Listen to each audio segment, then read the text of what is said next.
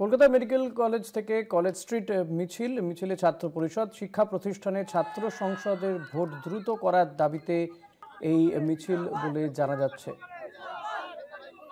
শুভঙ্কর মণ্ডল রয়েছেন আমার সঙ্গে। শুভঙ্কর, এই মিছিল এখন কোথায় রয়েছে আর আর কি কি দাবি উঠছে মিছিল থেকে?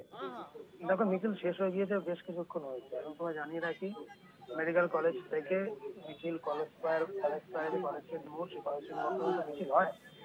জনা বিশেষ ছাত্র পরিষদের কর্মী সমর্থক, বিশেষ করে ছাত্র পরিষদের যিনি সভানেত্রী প্রিয়াঙ্কা চৌধুরী, তার নেতৃত্বে এই মিছিল হয়। কলেজগুলোতে অবিলম্বে কলেজ বিশ্ববিদ্যালয় ছাত্র সংসদ নির্বাচন করতে হবে। সেই সঙ্গে হাইকোর্টের। শুভঙ্কর, একটু যদি সরে গিয়ে কথা বলো, কথা শোনা যাচ্ছে না ভালো। বেশি এবার শোনা যাচ্ছে? হ্যাঁ।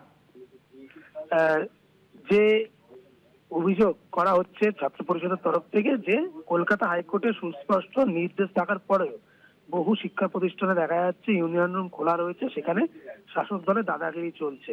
তবে সেটি বন্ধ করতে হবে এবং মেয়েরা শিক্ষা প্রতিষ্ঠানে যাতে তাদের নিরাপত্তা বজায় থাকে, বিশেষ করে ছাত্রী যারা রয়েছেন পড়াশোনা করতে আসে উচ্চ শিক্ষা প্রতিষ্ঠানে তাদের নিরাপত্তা, এই সমস্ত যাবতীয় দাবিতে কিন্তু আজ মিছিল করা হয় ছাত্র পরিষদের তরফ থেকে।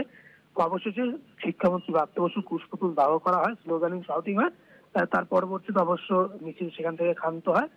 সেখানে যে অবস্থান সেটি সরিয়ে দেওয়া হয় পুলিশ, পরবর্তীতে যান চলাচল স্বাভাবিক হয়ে যায়। ধন্যবাদ শুভঙ্কর। কথা বলছিলাম প্রতিনিধি শুভঙ্কর মণ্ডলের সঙ্গে। শিক্ষা প্রতিষ্ঠানে দ্রুত ভোটের দাবিতে এই মিছিল, ছাত্র নিরাপত্তা নিশ্চিত রাখারও দাবি উঠে এই মিছিল থেকে।